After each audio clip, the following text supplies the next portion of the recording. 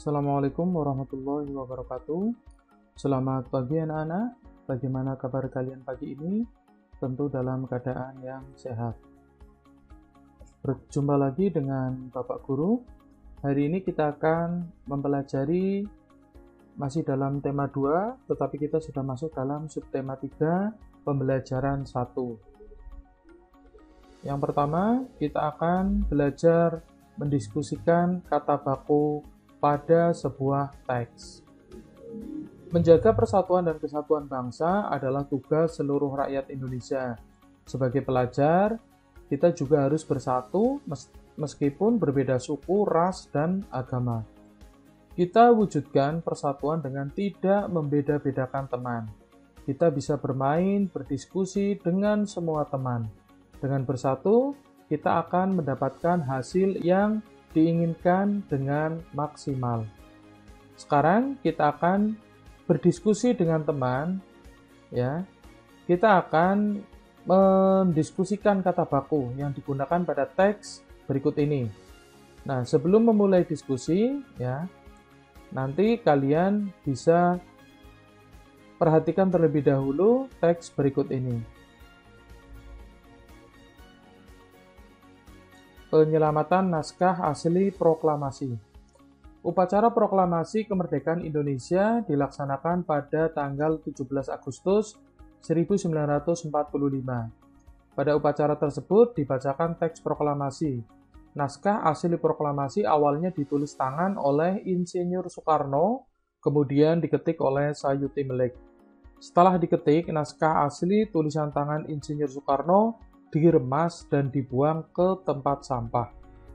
Naskah tulisan tangan Insinyur Soekarno tersebut kemudian diambil oleh Burhanuddin Muhammad Dyah atau BM Dyah.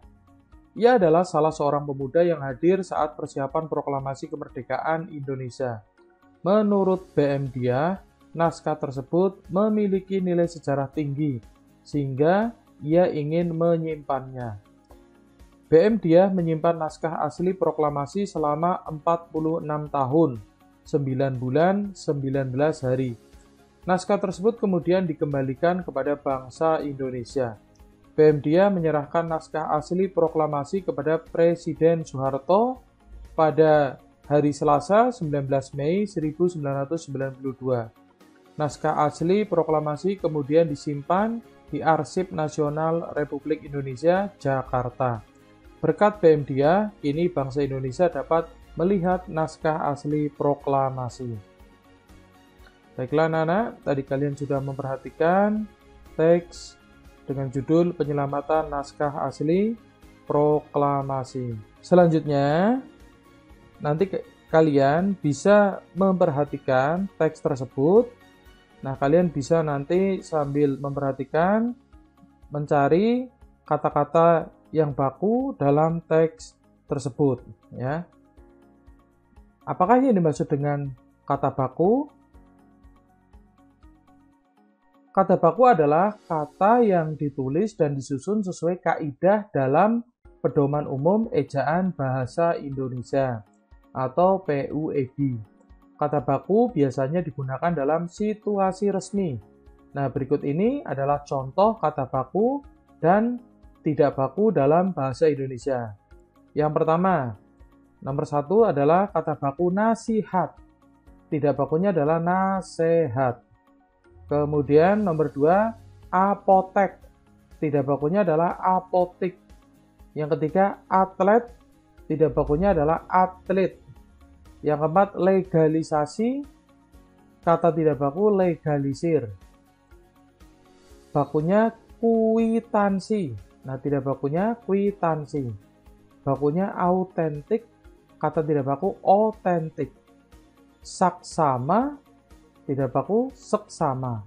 Modern, tidak bakunya modern. Jadwal, tidak bakunya jadwal. Merek, tidak bakunya merek. Nasihat, tidak bakunya nasehat. Zaman, tidak bakunya zaman. Jenderal, jenderal, ya. Tidak bakunya jenderal. Isap, tidak bakunya hisap. Nah, demikian tadi, ya. kata baku dan tidak baku. Setelah mengingat materi tentang kata baku, kita bisa nanti kalian mendiskusikan ya, menentukan kata-kata baku yang terdapat pada teks. Nah, jika tidak ada teman untuk berdiskusi di rumah, kalian bisa mencari sendiri ya, mencari kata baku dan tidak baku yang ada pada teks. Nanti kalian amati kata setiap kata yang menyusun teks tersebut. Nah, kemudian kalian nanti bisa menuliskan di buku kalian mana kata yang baku, mana kata yang tidak baku. Selanjutnya, kita akan menentukan informasi pada teks tadi dalam bentuk peta pikiran. Nah, seperti pembelajaran pada sebelumnya, kita juga sudah sering menentukan peta pikiran dari suatu teks bacaan. Bacaan dengan judul Penyelamatan Naskah Asli Proklamasi dengan menggunakan kata tanya apa, siapa, kapan, di mana, mengapa, dan bagaimana. Apa? Jadi teks tadi menceritakan tentang apa? Yaitu menceritakan tentang naskah asli proklamasi yang ditulis oleh Soekarno, awalnya dibuang ke tempat sampah. Kemudian siapa dalam teks tersebut? Tokohnya adalah B.M. Dyah, adalah salah seorang pemuda yang hadir saat persiapan proklamasi kemerdekaan Indonesia. B.M. Dyah adalah orang yang menyimpan naskah proklamasi tulisan tangan Insinyur Soekarno setelah sempat dibuang di tempat sampah. Kemudian kapan? Jadi setelah 46 tahun, 9 bulan, 19 hari tersimpan, B.M. Dyah membawa naskah asli proklamasi dan menyerahkannya kepada Presiden Soeharto pada Selasa pagi 19 Mei 1992 pukul 10.30 waktu Indonesia bagian Barat. Kemudian di mana naskah asli proklamasi tersebut kini disimpan di Arsip Nasional Republik Indonesia, Jakarta. Kemudian mengapa naskah asli proklamasi yang sudah dibuang ke tempat sampah diambil dan disimpan kembali oleh B.M. Dyah? Karena menurutnya naskah tersebut memiliki nilai sejarah tinggi. Kemudian bagaimana? Berkat tindakan B.M. Dyah menyimpan naskah asli tersebut, kini bangsa Indonesia dapat melihat naskah asli proklamasi dan belajar dari kejadian tersebut. Selanjutnya kita akan mempelajari manfaat kemerdekaan bagi kesejahteraan rakyat. Pada masa penjajahan, bangsa Indonesia tidak mendapatkan hak-haknya sebagai warga negara. Bangsa Indonesia juga mengalami kesengsaraan. Setelah kemerdekaan diproklamasikan, kehidupan bangsa Indonesia berangsur membaik. Bangsa Indonesia memulai pembangunan dalam berbagai bidang. Yang pertama adalah bidang pendidikan. Bangsa Indonesia melaksanakan pembangunan di bidang pendidikan. Pada masa penjajahan, pendidikan hanya dimiliki oleh golongan bangsawan. Selain itu, hanya kaum laki-laki saja yang berhak memperoleh pendidikan. Nah, setelah kemerdekaan, seluruh rakyat Indonesia berhak memperoleh pendidikan yang layak. Pria dan wanita memiliki hak yang sama untuk memperoleh pendidikan. Mereka dapat bersekolah dan memperoleh ilmu pengetahuan sebagai bekal masa depan. Pendidikan yang layak bagi semua golongan merupakan salah satu tujuan bangsa Indonesia. Hal tersebut tercantum dalam pembukaan Undang-Undang Dasar 1945 alinea keempat, yaitu mencerdaskan kehidupan bangsa. Terus berikutnya adalah dalam bidang perekonomian. Sebelum merdeka, sebagian besar rakyat Indonesia hidup dalam perekonomian yang sulit. Kebijakan para penjajah amat menyengsarakan rakyat. Bahkan beberapa kebijakan seperti tanam paksa, kerja rodi, atau romusa menyebabkan kematian rakyat Indonesia. Setelah merdeka, perekonomian Indonesia berhasil dikuasai oleh negara. Pemerintah mulai memperbaiki perekonomian bangsa Indonesia. Rakyat Indonesia dibebaskan untuk melakukan kegiatan ekonomi untuk meningkatkan kesejahteraannya. Hal ini sesuai dengan cita-cita bangsa Indonesia yang tercantum dalam pembukaan Undang-Undang Dasar 1945 alinea kedua, yaitu kemerdekaan negara Indonesia yang merdeka, bersatu, berdaulat, adil, dan makmur. Berikutnya adalah dalam bidang sosial. Setelah proklamasi kemerdekaan, setiap rakyat Indonesia memiliki hak dan kewajiban yang sama. Tidak ada lagi pengelompokan rakyat Indonesia seperti pada masa penjajahan. Setiap suku memiliki derajat yang sama. Keberagaman budaya pun mulai terlihat dan dilestarikan sebagai kekayaan bangsa. Meningkatkan kesejahteraan rakyat merupakan tanggung jawab pemerintah. Akan tetapi, sebagai warga negara, kita dapat ikut serta dalam meningkatkan kesejahteraan masyarakat sekitar. Misalnya, dengan membuka lapangan pekerjaan untuk mengurangi pengangguran dan mendukung program pemerintah. Kesejahteraan juga dapat terwujud jika warganya hidup rukun. Kerukunan membuat rakyat dapat bekerja sama dalam mencapai tujuan, yaitu meningkatkan kesejahteraan bersama. Berikutnya adalah manfaat kemerdekaan bagi para petani. Manfaat kemerdekaan bagi kesejahteraan petani. Pada zaman penjajah, petani harus membayar pajak tanah sebanyak 1/5 dari hasil panen tahunan, menjual hasil bumi kepada penjajah, dan mengikuti tanam paksa. Setelah kemerdekaan, petani tidak perlu membayar pajak tanah yang besar dan tidak ada kegiatan tanam paksa. Petani juga bebas menanam dan menjual hasil tanamannya kepada siapa saja. Berikutnya adalah bagaimana manfaat bagi para pedagang. Pada zaman penjajah, kegiatan perdagangan dimonopoli oleh penjajah. Akibatnya, pedagang tidak memiliki kebebasan karena perdagangan dikuasai penjajah. Selain itu, hasil bumi juga harus dijual ke penjajah dengan harga yang murah. Setelah kemerdekaan, para pedagang bebas untuk melakukan perdagangan tanpa adanya monopoli. Berikutnya adalah manfaat kemerdekaan bagi kesejahteraan pelajar. Pada zaman penjajahan, pendidikan diberikan untuk mencari pegawai pemerintah, kolonial, atau penjajah. Pendidikan hanya diperbolehkan untuk kaum laki-laki dan kaum bangsawan. Setelah kemerdekaan, pendidikan dapat diperoleh untuk semua orang, baik laki-laki maupun perempuan. Pendidikan juga tidak hanya ditujukan untuk mencari pegawai pemerintahan. Upaya meningkatkan kesejahteraan rakyat. Kesejahteraan meliputi seluruh bidang kehidupan manusia, mulai dari ekonomi, sosial, budaya, iptek, dan pertahanan, keamanan negara, atau Hankamnas. Kesejahteraan dapat terwujud jika rakyat hidup rukun. Kerukunan membuat rakyat dapat bekerja sama dalam mencapai tujuan, yaitu meningkatkan kesejahteraan bersama. Meningkatkan kesejahteraan rakyat merupakan tanggung jawab pemerintah. Akan tetapi, setiap warga negara dapat ikut serta dalam meningkatkan kesejahteraan rakyat. Misalnya, dengan membuka lapangan pekerjaan untuk mengurangi pengangguran.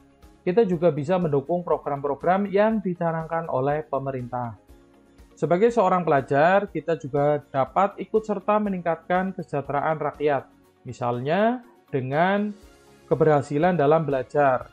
Keberhasilan dalam belajar dapat dicapai dengan berbagai upaya.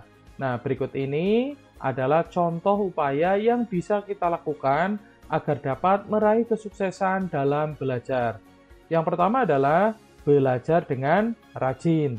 Ya, silakan kalian walaupun belajar di rumah, kalian harus rajin belajar, perhatikan penjelasan Bapak Guru, kemudian kalian bisa mengerjakan tugas-tugas yang Bapak Guru berikan.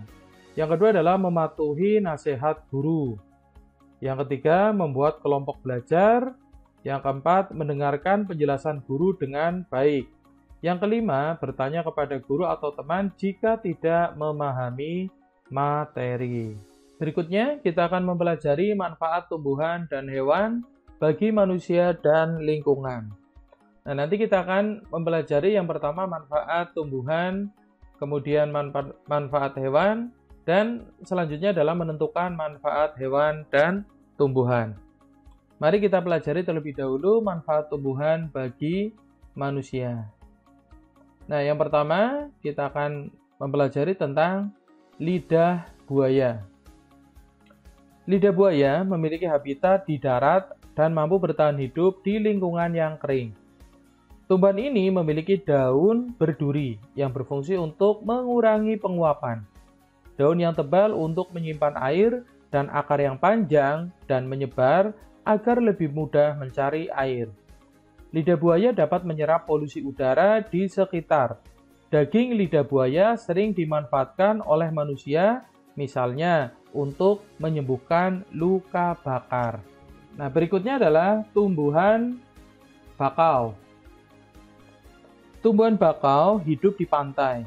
Tumbuhan bakau memiliki akar tunjang yang berfungsi menahan tumbuhan dari terjangan ombak. Tumbuhan bakau bermanfaat bagi lingkungan dan makhluk hidup lain. Akar bakau berfungsi mencegah abrasi di pantai. Perairan di sekitar akar pohon bakau menjadi tempat hidup hewan laut, misalnya ikan, udang, kepiting. Nah, di sini kalian dapat melihat ini adalah bibit tanaman bakau, kemudian ini adalah hutan bakau yang akarnya sudah kokoh. Nah, ini bisa dijadikan sebagai tempat wisata, dan ini adalah beberapa hewan yang hidup di lingkungan habitat atau lingkungan tanaman bakau. Nah, selanjutnya kita akan mempelajari tentang beluntas. Beluntas termasuk salah satu tumbuhan semak. Biasanya beluntas tumbuh sebagai tanaman liar. Habitat beluntas adalah daerah kering pada tanah yang keras dan berbatu. Sebagai bentuk penyesuaian diri terhadap lingkungan, beluntas mempunyai beberapa ciri khusus. Beluntas memiliki banyak cabang dan bulu, serta rusuk yang halus. Tumbuhan beluntas dapat tumbuh tinggi mencapai 3 meter. Oleh karena itu, beluntas sering dimanfaatkan sebagai tanaman pagar. Beluntas ditanam di halaman rumah sebagai pagar hidup. Selain itu, beluntas juga dapat dimanfaatkan sebagai tanaman obat. Daun beluntas dapat dimanfaatkan untuk meningkatkan nafsu makan. Beluntas juga dapat membantu melancarkan pencernaan dan meredakan demam. Nah, berikutnya kalian saksikan video manfaat tumbuhan. Manfaat tumbuhan bagi manusia dan lingkungan. Tumbuhan di sekitar kita sangat bermanfaat bagi manusia dan lingkungan, mulai dari daun hingga akarnya, teman. Berikut ini adalah beberapa manfaat tumbuhan bagi manusia dan lingkungan. Manfaat yang pertama adalah bahan pangan. Bagian tumbuhan seperti daun, batang, bunga, buah, dan biji dapat menjadi sumber pangan bagi kita. Contoh tumbuhan yang bisa kita manfaatkan antara lain tebu, bayam, singkong, kedelai, mangga, padi, dan jagung. Manfaat kedua adalah bahan sandang. Sumber bahan sandang dari tumbuhan contohnya adalah serat kapas yang diolah menjadi kain katun. Selain itu, ada tumbuhan akar wangi yang dimanfaatkan untuk membuat tas dan batang rotan yang dimanfaatkan untuk membuat topi. Manfaat yang ketiga adalah bahan obat-obatan. Banyak jenis tumbuhan yang dapat dimanfaatkan sebagai obat. Contohnya, jahe untuk mengobati batuk, daun jambu biji untuk mengobati diare, dan daun pegagan untuk mengobati demam. Manfaat keempat adalah bahan baku industri. Tumbuhan dimanfaatkan sebagai bahan baku industri untuk memenuhi kebutuhan manusia. Contohnya, getah karet digunakan untuk pembuatan ban, kayu pinus digunakan dalam industri kertas, dan buah kelapa sawit digunakan sebagai bahan pembuatan minyak goreng. Manfaat yang kelima adalah bahan pewarna alami. Tumbuhan dapat digunakan sebagai pewarna alami baik untuk makanan maupun kerajinan. Misalnya, warna hijau bisa diperoleh dari daun pandan, warna ungu dari buah naga, dan warna kuning dari kunyit. Manfaat keenam adalah penyejuk udara. Tumbuhan yang memiliki banyak dahan dan ranting dapat menyerap karbon dioksida sehingga polusi udara dapat berkurang. Selain itu, pada siang hari, tumbuhan menghasilkan oksigen sehingga dapat menyejukkan udara. Manfaat yang ketujuh adalah pencegah terjadinya erosi.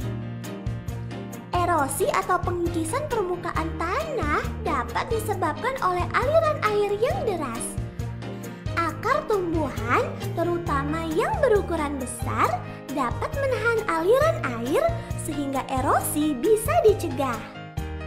Nah, itulah beberapa manfaat tumbuhan bagi manusia dan lingkungan.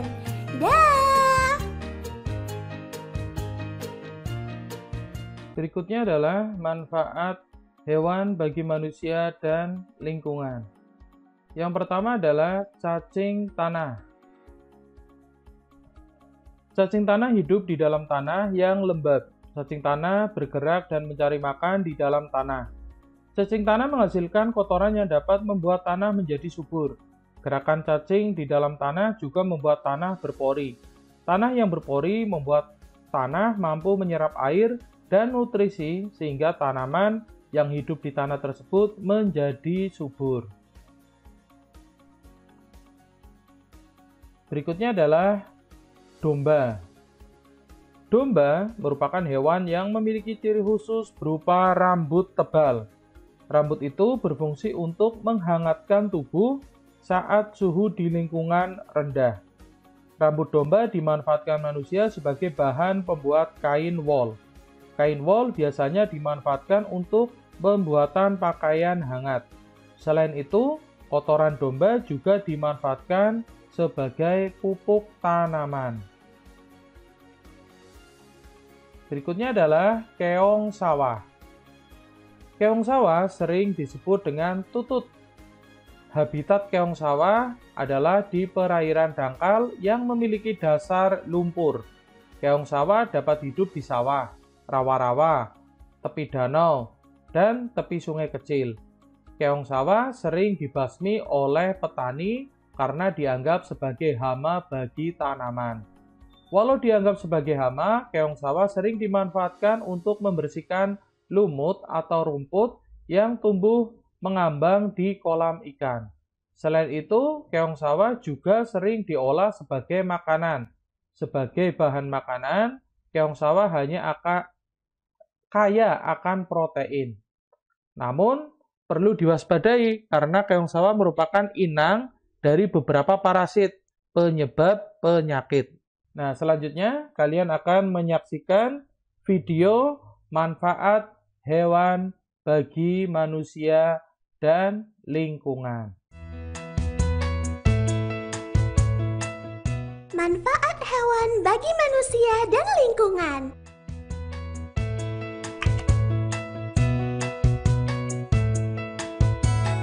Hewan dapat dimanfaatkan untuk memenuhi kebutuhan manusia dan menjaga keseimbangan lingkungan.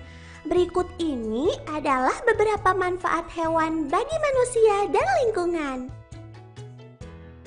Manfaat yang pertama adalah bahan pangan. Salah satu sumber makanan manusia berasal dari hewan. Selain memanfaatkan daging hewan sebagai bahan makanan, susu dari sapi juga dapat diolah menjadi keju. Selain itu, telur ayam dan bebek juga bisa dimanfaatkan sebagai sumber makanan. Manfaat kedua adalah bahan sandang. Hewan dapat dimanfaatkan untuk memenuhi kebutuhan sandang manusia. Contohnya, serat dari kepompong ulat sutra dapat diubah menjadi kain sutra. Ada juga wol yang berasal dari bulu domba.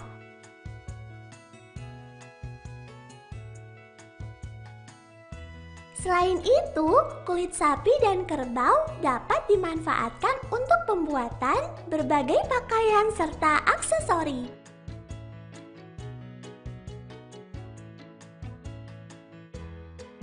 Manfaat yang ketiga adalah bahan kerajinan.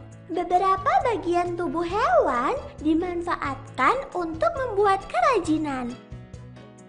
Misalnya, kulit sapi dimanfaatkan sebagai bahan pembuatan wayang kulit. Bulu angsa digunakan sebagai bahan pembuatan kok. Dan cangkang kerang dimanfaatkan untuk membuat berbagai hiasan.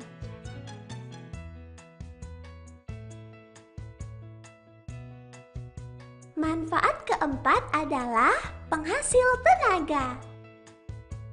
Tenaga hewan sering dimanfaatkan untuk meringankan pekerjaan manusia, misalnya kerbau dan sapi.